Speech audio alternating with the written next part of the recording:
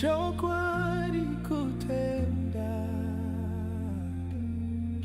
chokwadi choratidza pachena, pinda munyaya moyo wako aponeswe, tariro parwendo simba plus vinorema, Bible Truth Podcast, rudo rwa Mwari rojekeswa pachena.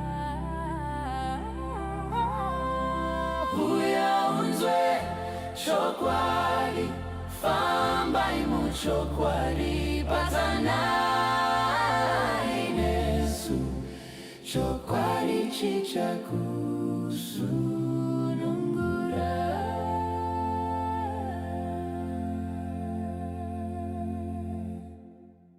Mufundisi. Murambwi, how are you? Murise mufundisi. Kufamba ya? Murise munyika.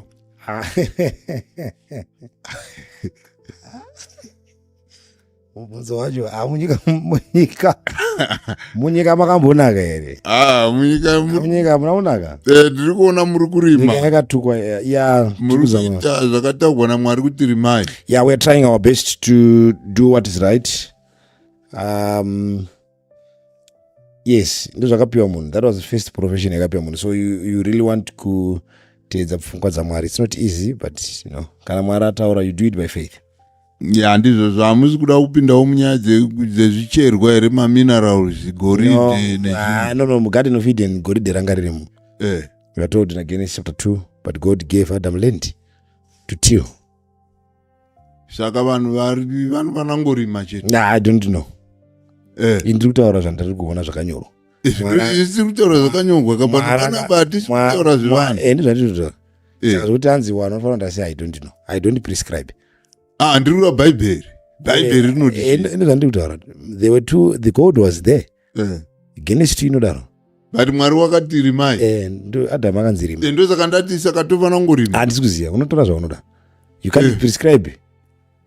Because vamwe vakuita zvekunyora, vamwe vachididi. There are a lot of things akutoona vanhu. You know, zvakafanana, we can't argue. Handiti.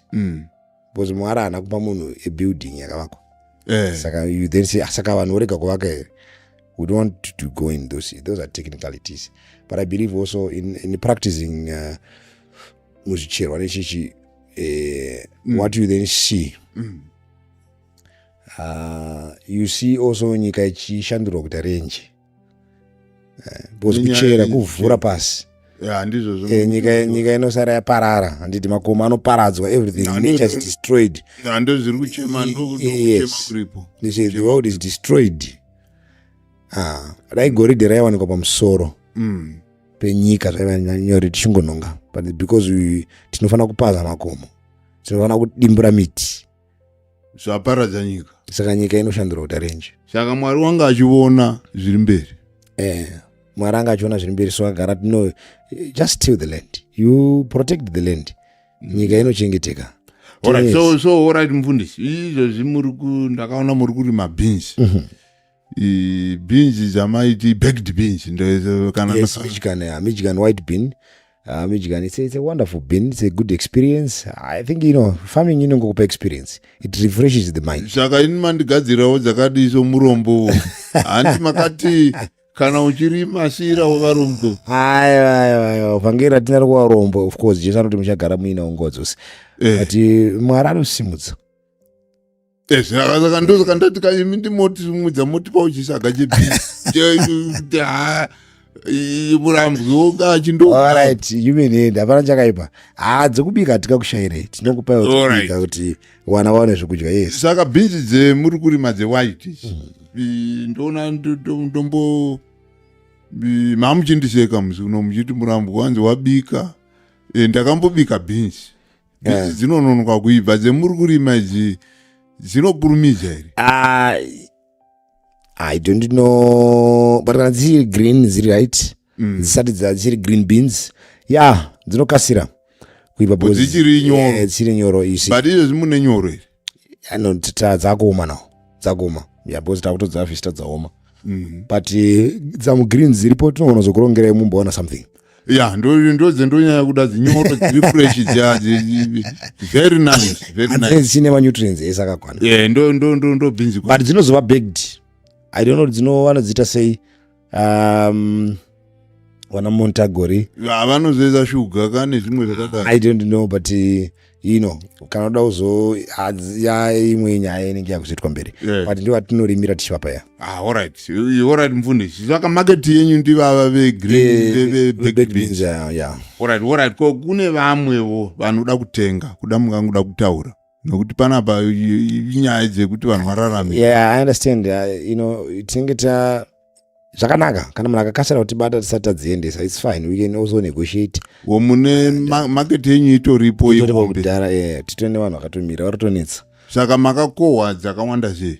We are still harvesting yet to know our output tinenge yakaita sei. Okay. But very soon we'll be knowing yeah. Alright mufundisi inyaya dzekurima dzakakosha. Yes. Asi nhasi tine nyaya diki yetoda kuti uherekete. Okay. Tanga tichitarisa nyaya dzemuold testament tata kuchibata old testament tichizama kuitandavadza kuti tinde kunew testament tichitarira nyaya dzemutemo kuti iwo mutemo uyu wakamira sei and zvimwe zvatakabuda panapa zvaitaurwa namufundisi kate pataivabvunza ndezvekuti mutemo wakagara uripo asi mutemo kuvapo kwawo wanga uchiuya in different versions. Pane anonzi maceremonial laws aya then totaura mamoral laws ndo zvimwe zvakabatwa but vakazotaura kuti kune imwe mitemo ine chekuita noutano, imwe ine chekuita neenvironment nezvimwe zvakadaro izvo. Yes, so ndo zvatanga tichibata zvimwe zvacho izvozvo. Saka tatichivhunza kuti saka mitemo inonzi ichiko ndeipi?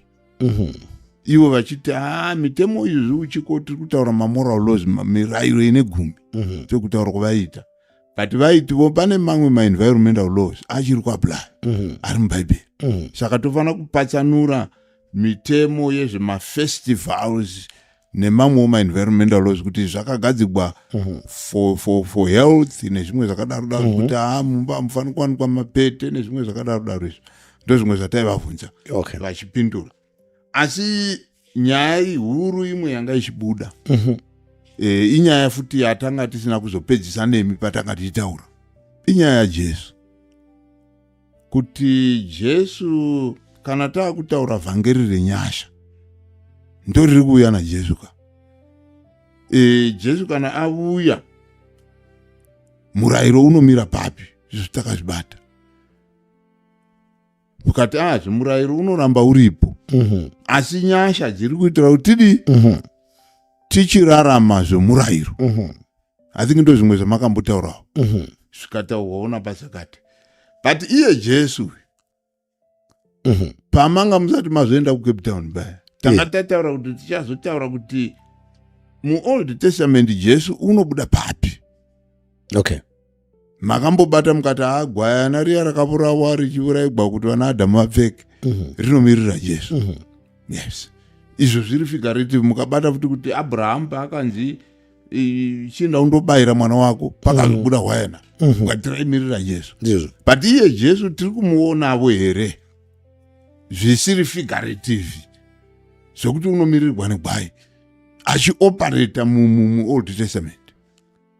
Yeah, we have instance where we see also Jesus is referred as mwanakomana womunhu, mumwe akafanana naMwari. Murikutaura yana Nebukadnezar. Kuti mwana unoita semwanakomana waMwari. Unoita semwanakomana waMwari. Yeah, that's Jesus there. Even Jacob ari kurwa nemutumwa. That's Jesus there because he was blessed. Saka Jacob paakarwisana nomutumwa pa ndiJesu. Jesus is also seen, is mentioned in the Old Testament as the angel of the Lord. So unomona achinzi one like the son of man, the son of God, papa chomunzwa achinzi the angel of the Lord. So Jesu tinomuona he's there is present in the Old Testament. Mhm.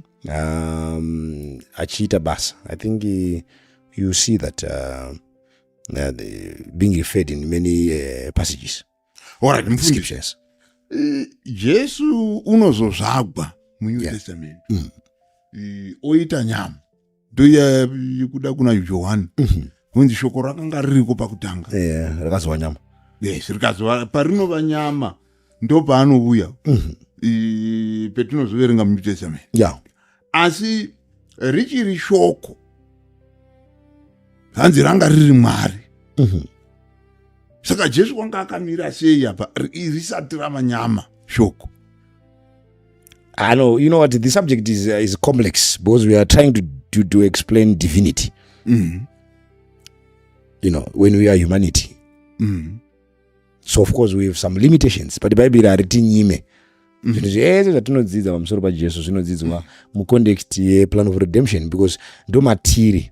You know, if you want to understand Jesus, unomudzidza plan of redemption mukusunungurwa kwako. The rest ndisakana Deuteronomy 29:29 varipo zvakavanzikana zvaJehovha zvamaisiro pachena ndo zvinyi vanonyi.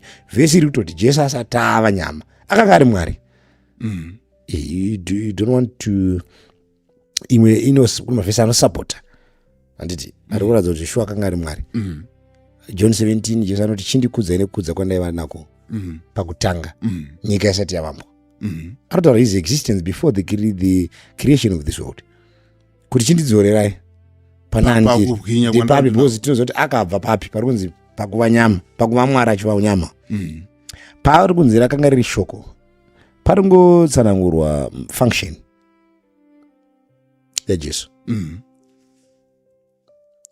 Because tinoziva kuti chinonzi shoko mavara, chinonzi shoko mutauro, zvinhu zvakataurwa. So pari kuratidzwa function yaJesu kuti Mwari paakataura pakutanga kuti chiedza ngachivepo. Chiedza pachinonzi chakavapo akava chiedza chacho, akaisa chiedza chacho ndiJesu. Mwari aitaura, Jesu creator. Alright, mfundisi. Yes. Pai sika Jesu Mwari ataura. Wanga ari mwana here. Jesu anga ari mwana here. Yes, Jesu akatora title yekuti mwana kare. All things were created, Jesu akutonzi mwana komana waMwari. Asi kama makamboti Jesu unozova mwana netuso roruponeso. Plan of redemption yaka discusswa nezvayo before creation of anything. Pasati pasikwa anything. Plan of redemption yanga yatokurukura yakagadzirwa nyika nguva dzinotanga dzisati dzavapo. Because Mwari anogadzira nguva pairi kutanga. Plan of redemption yanga yatogara yako. Nguva kana muchiti nguva pairi kutanga muri kutaura kuti pana Genesis. No, parotanga eternity. Bodi kuti titi parotanga kusingaperi. Because Mwari anobva kuseri kwa kusingaperi. We can't extend that it is divinity. We don't have information yezvaitika before our existence. But we are told the plan of redemption yakasikwa yakagadzirwa pasati pava anything chiri kuexista. Even my angels asati avapo. Because chivi chachisingatange nevanhu. Saka plan of redemption yaisagona kuzogadzirwa pamunhu. Because chivi chaitangira pakati pezvisikwa zvekudenga. Isusu tingori a description, tingori a war zone, a battlefield iri kumanifesta sin, so that Mwari agone kuita ma-executions ake nekudila nesin once and for all. We have come into existence chivi chatovako. Saka Mwari haasi kudzikinura humanity bedzi. God is also redeeming angels, because my angels, we know they are also being affected by this thing. Then my angels are still affected. Definitely angasinga the redemption. Saka we know that even the cross was the breaking point yekuti nema angels azive kuti Jesu ndiye Mwari, ndiye mambo. Because verse inoti zita raJesu rakapiwa kuti ndimi dzese dzevari kudenga nevari panyika vabvume kuti Jesu ndiye mambo.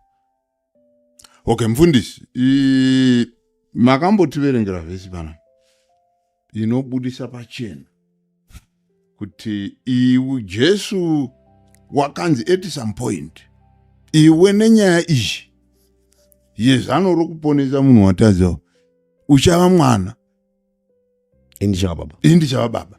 Romans Hebrews chapter 1 ya. Hebrews chapter 1 here. Saka kureva here kuti baba vari kuva baba nezano roruponeso, Jesu achiva mwana nezano roruponeso. Ndizvozvo. Kureva kuti baba at one point kwakusina kwangusina. Ndizvozvo. Izvi zvinoitirwa kuti these are just titles for us to be able to approach God as human beings. We really need that as his creation. Because Mwari hakuna anganzwisisa Mwari. Hakuna chisikwa chinonzwisisa Mwari. Because Mwari akakura. But Mwari akaita kuti zvive nyore kuti tigone kumuapproacha through these stages. Nzaka titone zvakawanda zvatisingatongoudzwe pamusoro paMweya Mutsvene. He remains a mystery to us. What we get from the Holy Spirit anonzi metaphors function kuti Mweya Mutsvene anogona kuita mhepo, Mweya Mutsvene anogona kuita mvura, Mweya Mutsvene anogona kuita moto. Makamwiswa pamvura. Anana nyota ngauye kwandiri amwe. Sezvakarebwa nerugwaro nzizi dzembera mvura menyu dzinoerera chibva mukati make. Vhesi inovati izvi akanga achireva zvemweya. John chapter 7 from verse 37. Aitaura zvemweya, Mweya Mutsvene ari kumufananidza nemvura.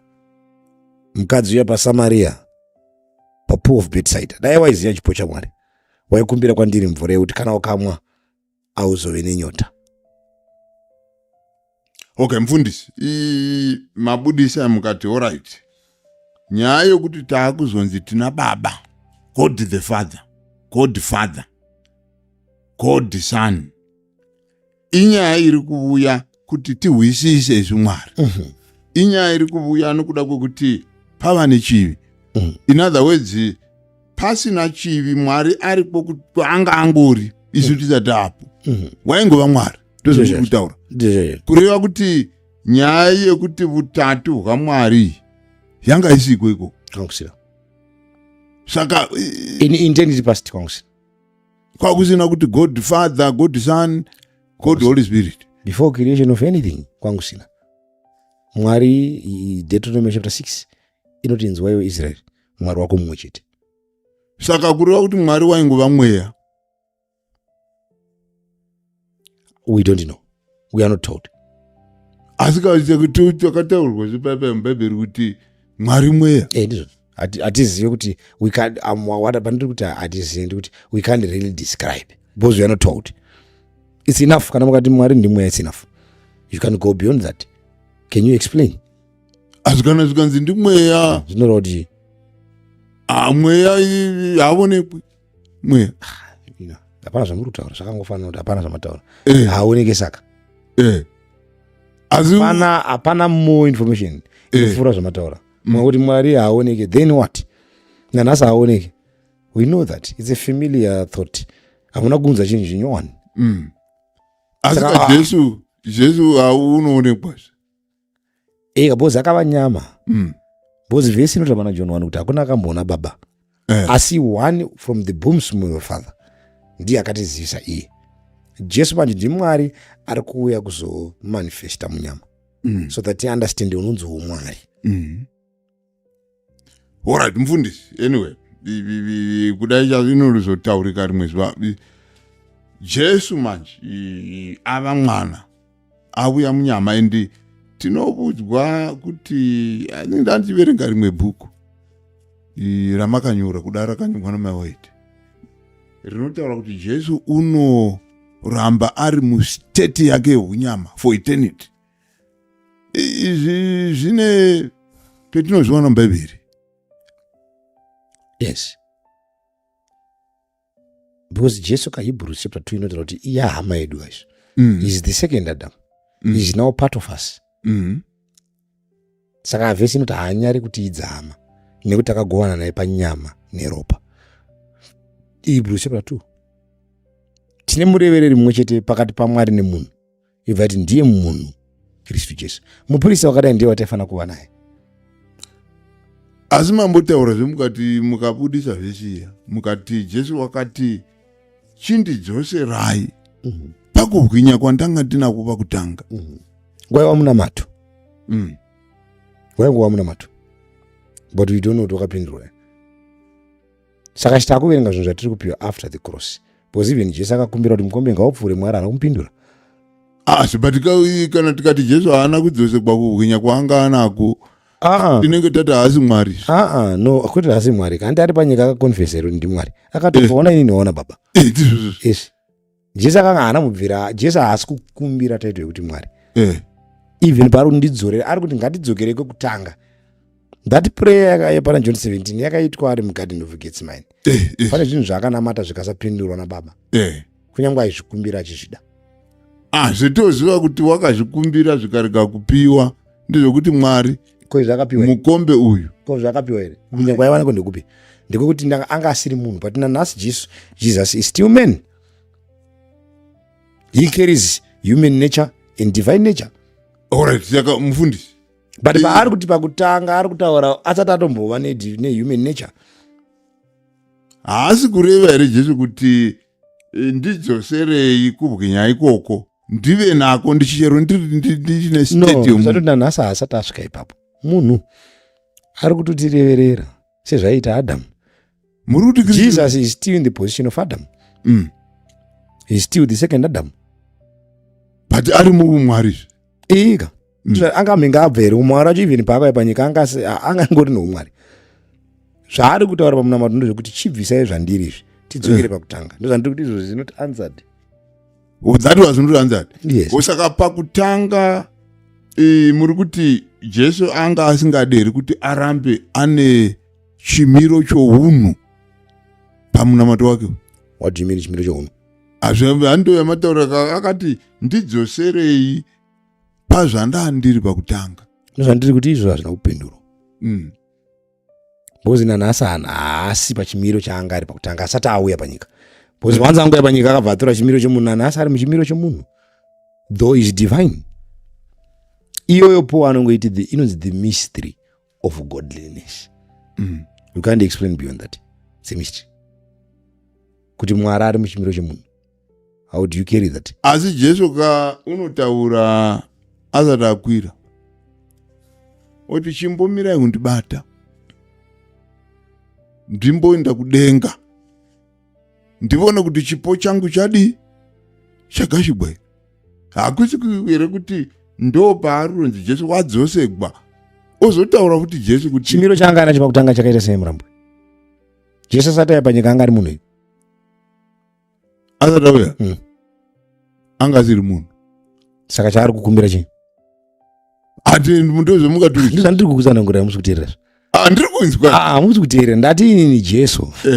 Anga asiri munhu pakutanga but now he is a man. Jesu nawo munhu. Saka because munhu kuri kuti haana kudzorwa chimiro chaanga ine because makonvhema muconversation kuti anga asiri munhu. Saka paakandidzorera zvandandiri pakutanga kuti ari kuti ndibvisei muchimiro chemunhu mundipe chimiro chandati nacho chisiri chemunhu. Pandiri kuti nanhasi when we read Jesus is still man. He is one of us. He is our brother. Akagovana nesu panyama neropa. Asika Jesu unotaura paya azoziva kuti simba rose rapiweni. Piwa simba ka ndizvo zvadzorwa ranga rina Adamu ka. Isimba repanyika. Isimba rekudenga. Kuti he can now declare things in heaven, he can now declare things on earth. Because you remember Jesus is man, he is also both divine. Saka imuri kureva kuti he can be worshipped in heaven, he can be worshipped on earth. Okay. Saka Jesu muri kureva kuti paakaitwa mwana ndo state kana kuti ndo chimiro chaatongoramba anacho. Yes. Kureva kuti baba vakutongoramba vari baba zvavanga vambosi. Ande zvandataura hatizive. We don't care even if title changes. Mwari ndi Mwari. What are we worried about? Kana tikazonzwa zvadai zvakufamba so what we just pray for is understanding. Kuti stage yatave saka takurarama so. But tiri kuti mustage yatiri. What is our problem? We follow God, the Father, the Son and the Holy Spirit. Ndo zvatakapiwa isini vana vedu. Kana zvichizochinja mberi, why are we worried? Let's go there. Zvemberi zvine basa re. Tinozviona tasvika ikoko. Chinokosha nechekumbokunda izvozvi. Zvekumberi. Kana akanzi anochinja saka. Pazvo zvinotibatsira kuti kaziya kana kanzi achinje saka because what I want for now is survival. Kubuda munomu munyika ine ndiri mutsvene, kubuda munyika ine ndiponeswe. This is my worry now. Where is the way? Show me the way. Enda pana Jesu anokuendesa na baba ivana mweya mutsvene. It's simple mathematics. Why you want to complicate things? Ora mfundisi, nyaya iyo ndonga kuda pane vamwe vari kuteverawo pakutaura kuda ichaita mubvunzo handizivi. Kana kuda pane vamwe vari kutevera chirongwa vanogona kuzoongorora kuti pakamira sei. Asi mufundisi, regai tiinde pane muri kutaura kuti toda kuti tive vatsvene. We want to be holy. So ndakambokubvunzai mufundisi mukati tichazotaura. Takatarisana nechimiro chaJesu. Todzokera zvekuna Adhamu. Kuti Adhamu kana takamutarisa asati atadza, ndo here zvanga zviri Jesu paakauya vana? Of course. Kana kuti Jesu wanga ari zvanga zviri Adhamu mushunga munga? Kana wanambosangana. Vakasangana kupi Adhamu na Jesu? Ndisi kuti vakasangana. Ndiri state yake. Kutora state yakafanana sei? These are two distinct different people. Ndiri kuti chimiro chaJesu. Jesu ari kutoya panyika panapa asina chivi mari. But akaberekwa nemubereko yechivi. Saka kureva kuti Jesu akafanana naAdhamu asati atadza. Yes. Jesu paari kuzvarwa panyika akaberekwa nemubereko yechivi. But now Mary anotsanangurirwa naGabriel paanobvunza kuti zvichafamba sei zvandisina kuziyambura, akanzi chinhu chawo chiri pauri apo chichakufukidza nechamweya mutsvene. Saka zvanga mweya mutsvene is an active partaker in disturbing sin. Saka Jesu ari mumbereko yaMary ine chivi paakafukidzwa namweya mutsvene so that the son is not contaminated. All right. Until the day of birth. Okay. Saka paakazvagwa Jesu panga pane possibility kana kuti? Yes, pane possibility kutadza because apfeka nyama iri tempted seya Adam. Jesu ari kuzvarwa akafukidzwa namweya mutsvene kuitira kuti mbereko yaMary isamusvibisi asabuda ari condemned. Because Jesu anofanira kubuda ari perfect. Obva aramba ari perfect kusvika abuda, so that he can also offer us a perfect life. Akabuda aine chivi, he can't be a perfect lamb who can offer us also a perfect life. Saka mweya mutsvene akaya akafukidza mbereko kuti chivi chirege kuenda pamwana, ndobva mwana azvarwa panyika asina chivi. Mwana aifanira kurarama from that point, from manger to the cross, from alpha to his omega, from alpha to his omega of his life. Ana chivi chinofanira kumuenda. So first stage of his life, who is his protector? His mother. That's why pambari very critical kuti patsvake mukadzi anotyika Mwari. Iri mhandara. Zvinotiudzawo also state yaMary at this point.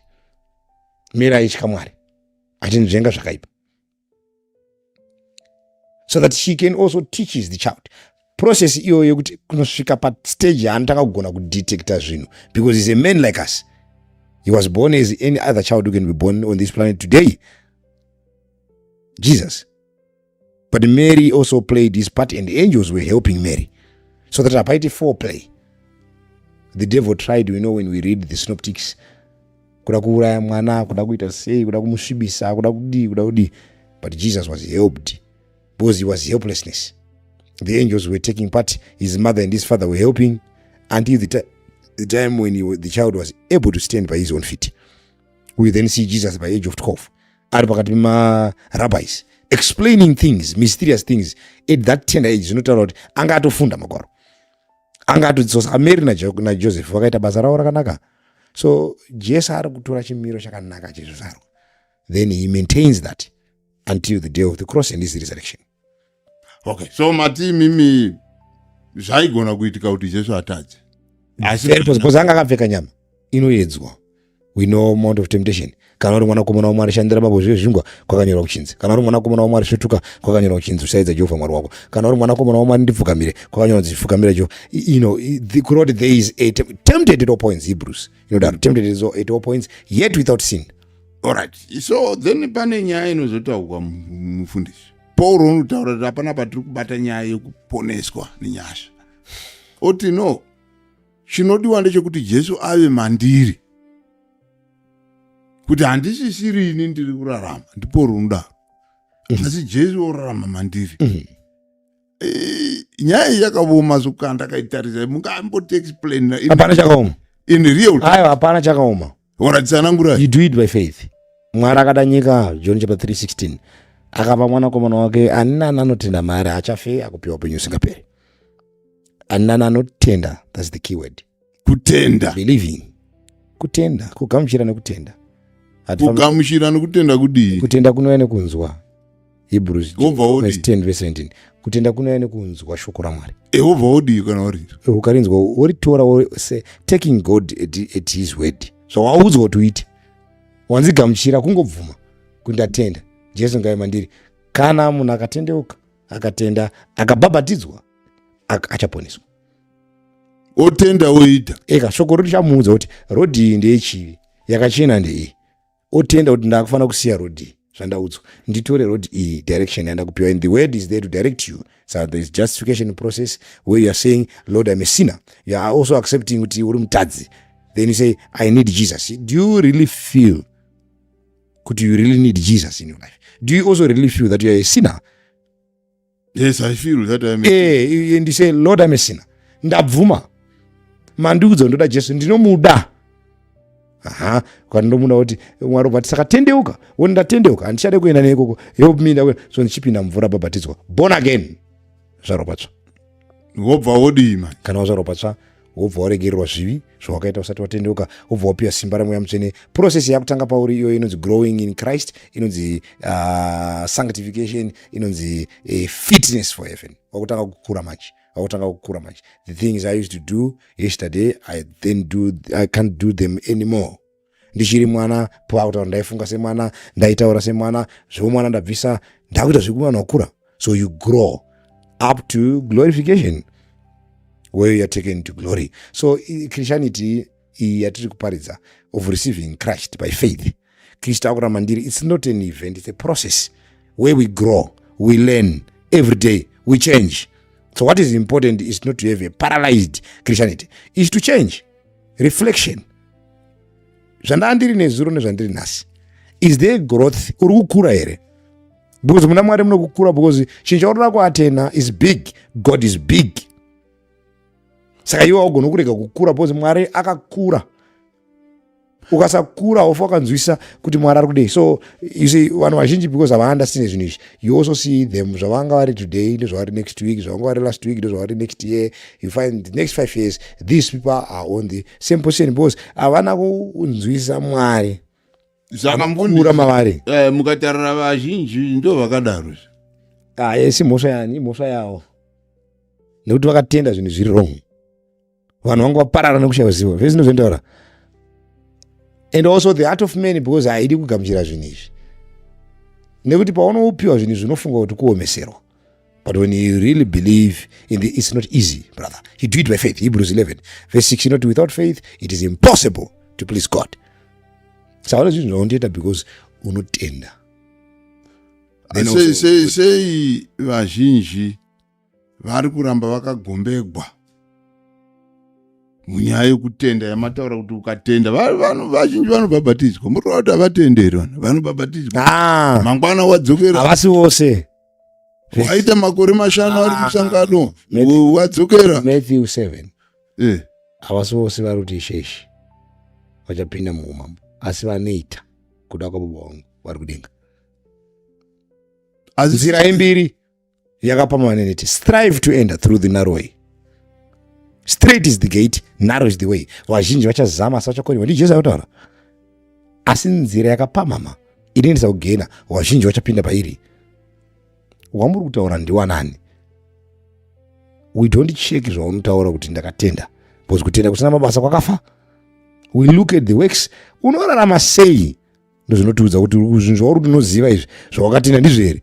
Ndinotenda muna Jesu wakabata krango. Ndotenda muna Jesu uchimwa kambwa. Who is Jesus? Is that? Ora mufundisi. Regai timbosiya vedoro. tiinde kune vasingamwi doro vacho. Unotenda muna Jesu uri mbavha. Koporo unotaura vanhu kuti iyi ndoda kuita icho. Asi ndoona kandizvozvo itime yegrowth. Hebrews Romans chapter 7 yanotaura kuti ndiri munhu ari pakutambudzika, ndiani akandisunungura. Anobva apa solution one. Uti Mwari ngaaongwe naJesu. Ndiri kutambudzika, ndiani akandisunungura. Saka time yegrowth yemufundisi timbozama kuva practical pana. Ingatora zvakati ndabhabhatidzwa nhasi. Ndozo expectwa rini kuti ndinge ndafamba. Ndava naJesu kuti haye pachina consistency. How you are consistent. Growth in consistency. Consistency and mwana anogara achiwana chikafu chakakwana chiri consistent, anokura zvakanaka. Yes, ize mwana anopota achishota adi omboita kwashi, omboita goita, chikafu achina chakakwana. Ukava consistent pakuwana food, the correct food, you grow. Ko kana wasvika chaipo unenge waita sei? Hapana kunonzi kusvika chaipo. That also alone remains to God. Mwari ndiye anoziva kuti wasvika. Koporo vanontaura pa kuti chi ndahwohwowana ndapedza rwendo. Angaudzwa anotaura kuti mweya wanditaurira. Karinga musoro asatataura. Saka isu mweya wandiudza kuti tapedza. Isu atigoni kuti yes, ndo zvati ndisaka ndiri ngoti Mwari ndiye anosiwa. Saka ndiye anokuudza kuti zvaita.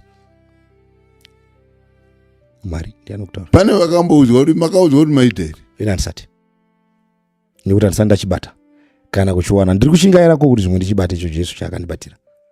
Asi ndinokanganwa zviri shure ndichindanavira zviri mberi. Asi ndinoziva wandakatenda. Asi pane varipo here vamuti uyu wakachibata. No, that's not my business. My business is to look upon myself. Jesu akati usanetseka netsotso iri musoro mumwe iwe une danda riri musoro mako. Saka I can't declare anything. But hamuna kunziwa munochengetawo mukoma wenyu here. Baya kuchengeta tinochengeta, but handigoni kumuudza kuti wasvika. Because I don't know what God expects from him. I was not told. Ino wacho ndichiri kunetseka nezvangu. Asi kana muchinyora mufundisi mumabhuku enyu awo munotaurawo kuti hanzi 1 in 20 zvakanyora maiwai is prepared kuti aende kudenga. Sorry. Takatarisana nesho. Statement ndiri clear. Kuti munhu 1 pa 120 ari prepared.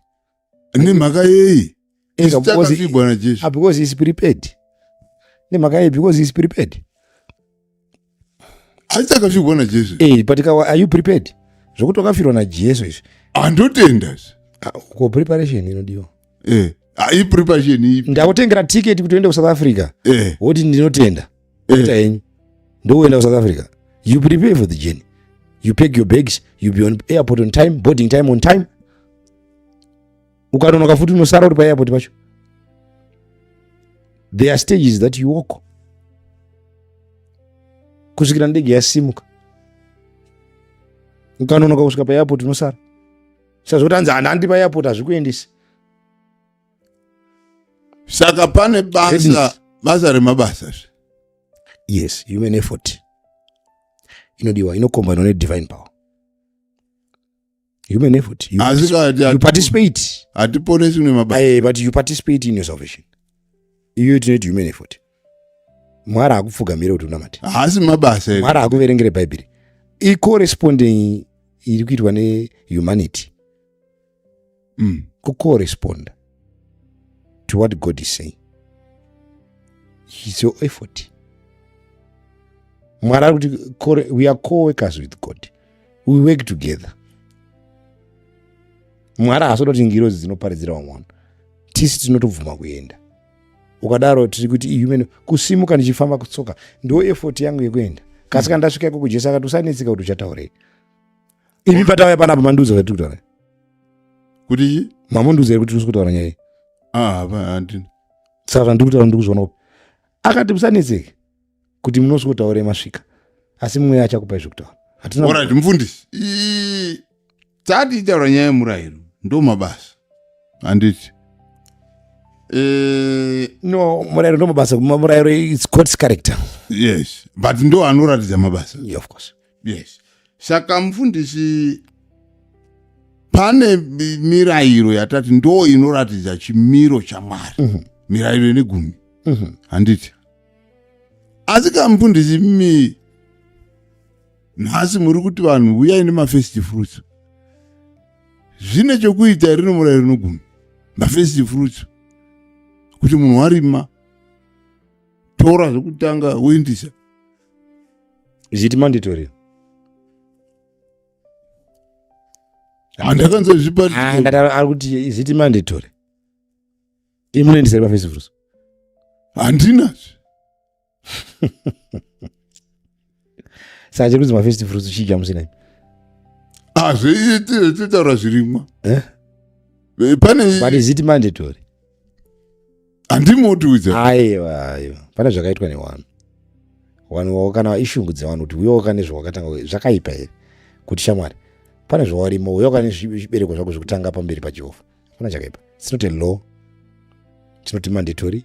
Saka imi bhinzi dzenyu dzamarima dzichero mukareka zvina unopa varombo tiza ndakatora bhinzi dzedzi dzekutanga ndikanopa posa hadzidyiwe najehovha nako ndikaenda nadzo muchechi dzichapiwa wanhu hamuna kutipa aiyo ndakapa wanhu mamusipo tatiripo mamusipo dai mamuripo makadya zvakaita vamwe mamusipo musi wacho saka nako ndikauya nadzo muchechi sangopiwa wanhu. Saka zvamuri kutaura ndezvekuti izvozvo hazvisi zvinhu zvemandatory ifungwawo dzemunhu dzakangonaka dzakanaka kuti uyoka nazvo but zvikauya muchechi inozvitengesa mari yacho yotora zvinopa varombo kwasina mari. Ora zvimufundisi koshe gumi kuti chi chakafanana here nezvamataura zvemafirst fruits kuti kufanana pachima chi pakuti chidzoswe kachegumi mwari anongotaura the 10th of your increase bring it back. Increase ichi increase ka ndakadyara ini paketi rebeans ndikawana 10 packets saka pane increase ka kosalari ine increase haina increase haina increase asika panonzi handizvizivo izvo vanotaura izvo increase iyo mwari anoti increase saka naye uchiona increase inonobvisa kana uchiona increase inonobvisa mwari anoti the 10th of your increase. Dambudziko ratina nderekuti we have a lot of slaves vari kubvisa tithe ivo vasingafani kubvisa aiwa kwete vasingafani kubvisa kana uri slave why do you also give tithe? Hakuna munhu akanzi bvisa tithe achiri kuEgypt because there were slaves there. Ora saka maslaves izvo zvindevapiwo handisi kuziya but mati kana maslaves akawanda ariko munozotsvaga muchamawana.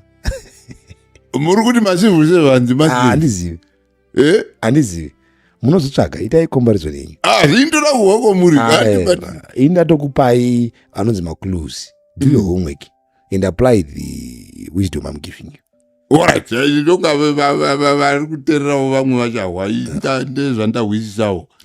Alright, mufundisi pane zvimwe zvatadzitaura pano pane nyaya yeropa mwari wakati musadla ropa uyu mutemo wetingati iceremonial law here kana kuti mutemo weutano youth law say youth law. Saka iyi mitemo yakati seutano inoramba iripo handi yes because we need health up to this day ndokushuvira kuti muine utano hwakanaka. Saka vanhu vose kavari kutadza handisati ndaona munhu unorya kusiya kwevanorya mirivo handisati ndaona munhu unorya nyama yakabviswa ropa vanotenga kubhucha kwavasingazi kuti vada kudzidziswa ndisaka podcast yawo vanhu vanga vaparana neushavasi vada kudzidziswa asi motenga kubhucha vamurire here ndani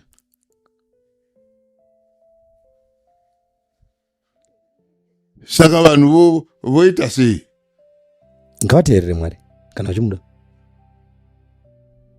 kuti vasadla ropa ngavangoteerera mwari handi zvanzi bvisa ropa bvisaka kwete ropa chete nemafuta bvisa kokubvisa handi inochingidzigwa yodonha ropa ngavaita izvozvo kana izvo zvinofanira kuitwa kana izvo vanofanira kuita iri ngavaita izvozvo ndozvikudiwa namwari vanofana kutswa nyama here handizozive kana achibvisa ropa ngavaiti handichisi kudiwa ropa handizoziva kuti what way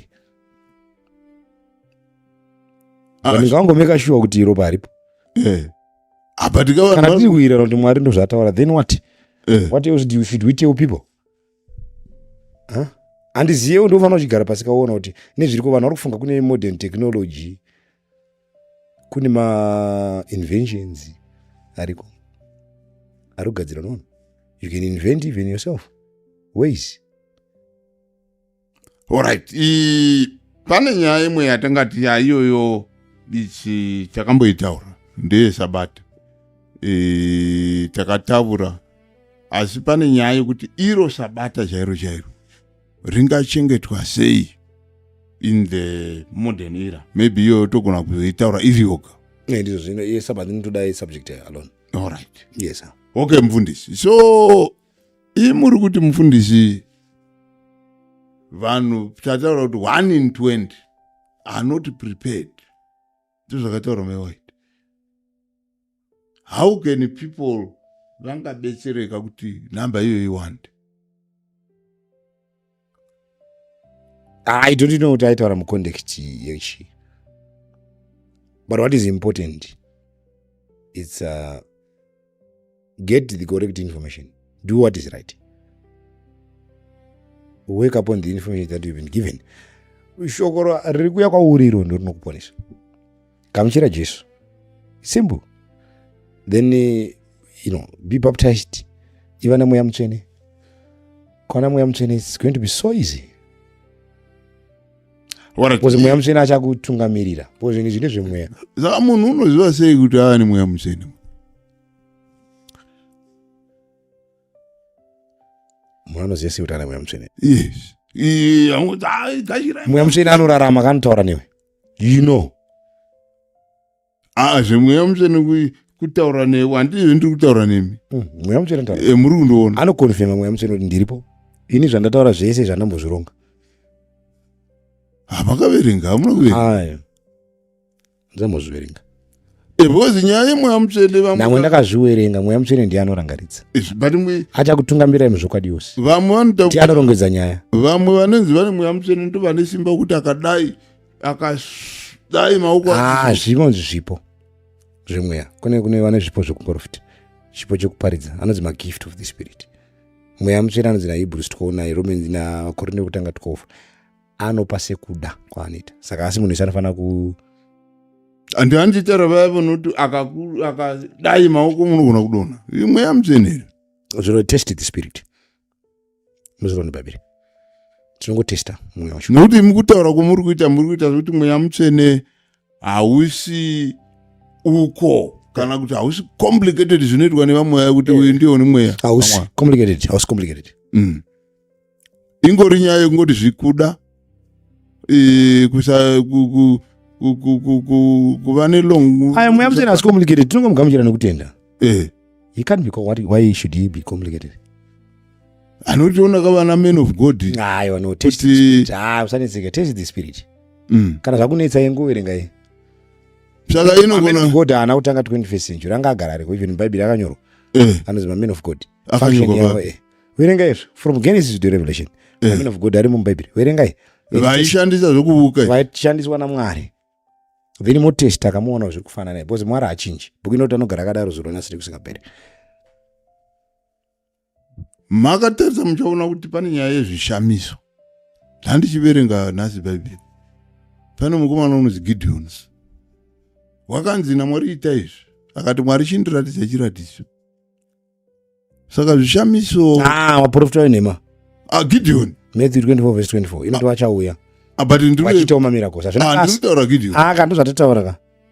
Kana pakaitwa wanda mamiracles, Bhaibheri rinongoti muNew Testament ichitestai musati matenda.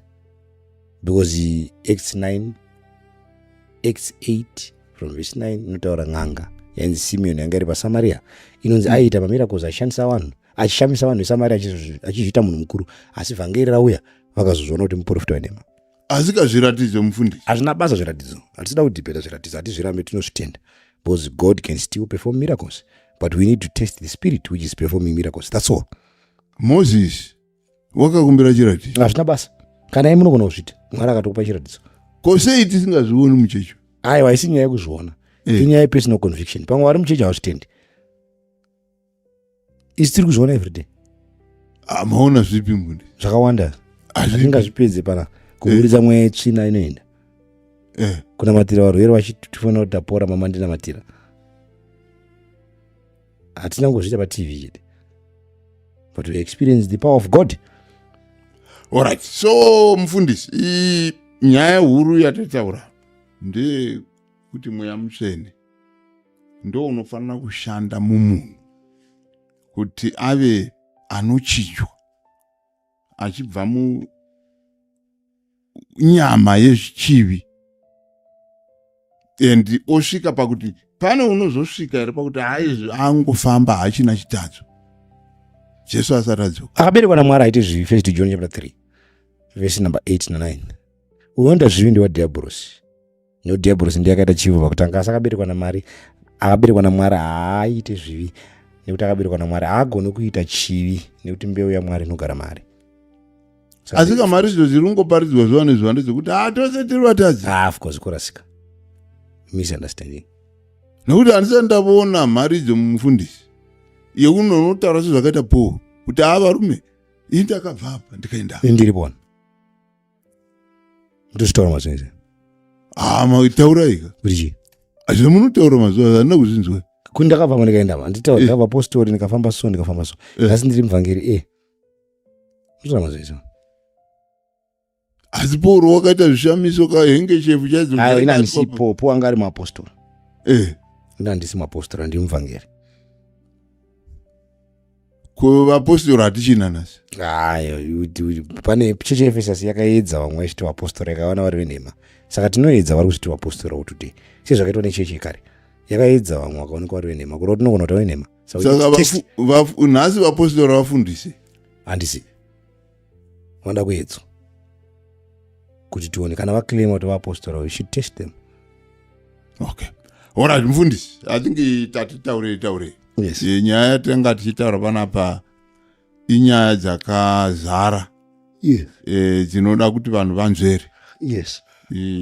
Pane vanogona kuzoitawo mubvunzo kuti iwo mweya mutsvene unoshanda sei, iye Jesu chimiro chake chakamira sei. Mufundisi vataura apa vakati Jesu ari muchimiro chomunhu nanhasi. Umwari hwake hunobuda futi ari munhu. Ndo zvamataura mukati iye akakumbira kuti abviswe chimiro chounhu akarambirwa naMwari. Hando zvamataura. Mukataura zvekuti Jesu nhasi ari kutimiririra, haangatimiririri asina unhu. Yes. So toda kutenda mufundisi. Totenda Murambwi. Yes. Kuda pane vamwe vachada kuti vawedzere. No problem. Kana kuvhunza. We are ready. Makasununguka iyi hurukuro yandanga tinayo ini Murambwi Masinire na mufundisi Evangelist Marufu. Kana mune mibvunzo makasununguka ipapo paplatform munotivhunza. Tonzwa kuti zvinonzi. Thank you so much Murambwi. Thank you. Always a pleasure. Thank you. Thank you so much.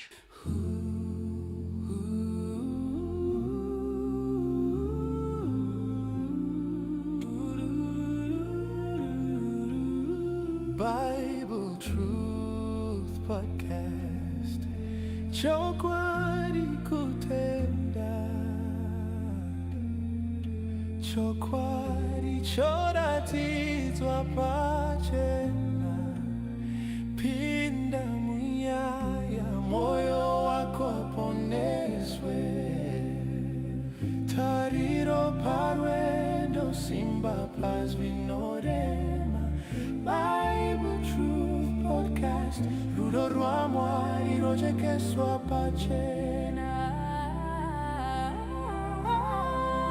Uya unzwe chokwadi. Famba imuchokwadi patana inesu. Chokwadi chichakusunungura.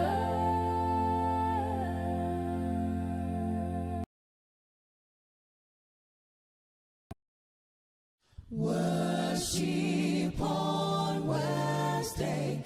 Come and worship on Wednesday at Bluffy.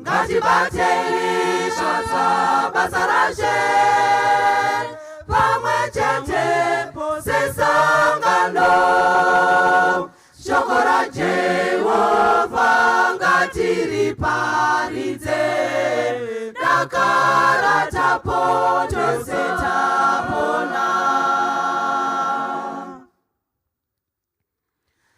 endai naizvozvo muparidze shoko ndudzi dzose dzepanyika namatai Mwari akasika nyika nezvinhu zvese zviri mairi ngatibatei basa rashe pamwe chete sesangano shoko raJehovha ngatiriparidze dakara tapo tose tapona ndizvo hama yangu newe unodanwa bata basa raJehovha midai pakwese Jesu odaidzira uyai mose tiparidze vhangeri ngatibatei basa rashe pamwe chete sesangano shoko raJehovha ngatiriparidze dakara tapo tose tapona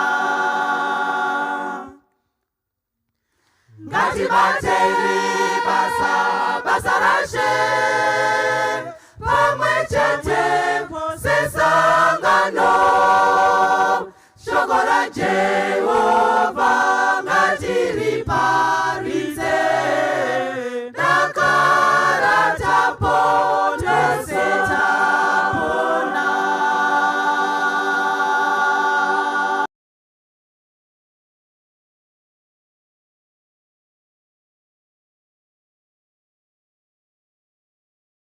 My heavenly home is bright and fair. I feel like traveling home. No pain, no death will enter there. I feel like traveling home. Oh yes, I feel like traveling home. I feel like traveling home. My heavenly home is bright and fair. I feel like traveling home. Is glittering towers, stars and outside. I feel like traveling home. That heavenly mansion shall be mine. I feel like traveling home. Oh yes, I feel like traveling home. I feel like traveling home. My heavenly home is bright and fair. I feel like traveling home. The Lord has been so good to me. I feel like traveling home. Until that blessed home I see. I feel like traveling home. Oh yes, I feel like traveling home. I feel like traveling home. My heavenly home is bright and fair. I feel like traveling home. Oh yes, I feel like traveling home. I feel like traveling home. My heavenly home is bright and fair. I feel like traveling home.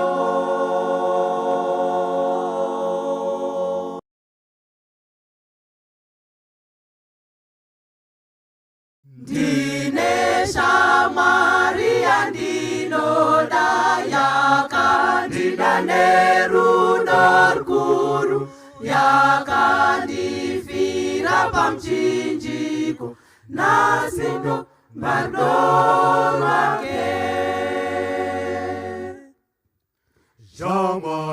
Shamwari yeidi panguva yemadambudzo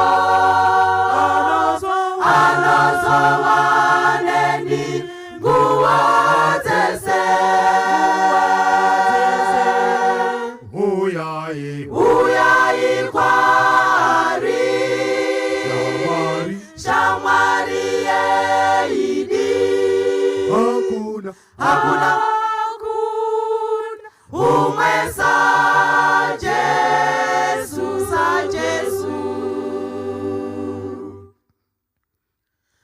kana ndanyura muchitema nemadambudzo eno pasi anondidaidza kumuchinjiko nasawa naupenyu. Shamwari yeidi panguva yemadambudzo anozova neni nguva dzese. Uyai kwari shamwari yeidi hakuna umwe sajesu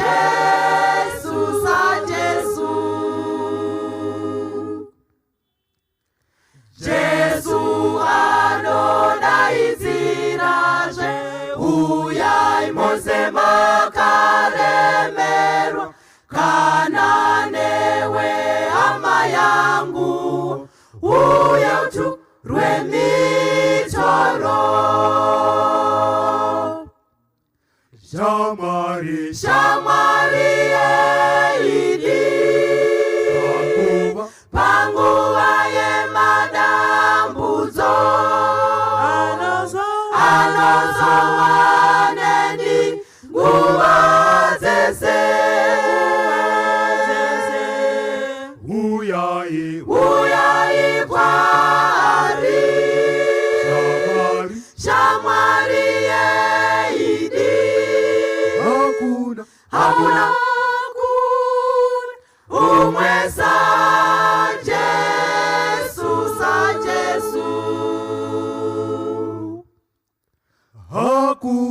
hakuna umwe sajesu. Worship on Wednesday, come and worship on Wednesday at Blufffield SDA. Come and worship on Wednesday. Worship on Wednesday, come and worship on Wednesday at Blufffield SDA.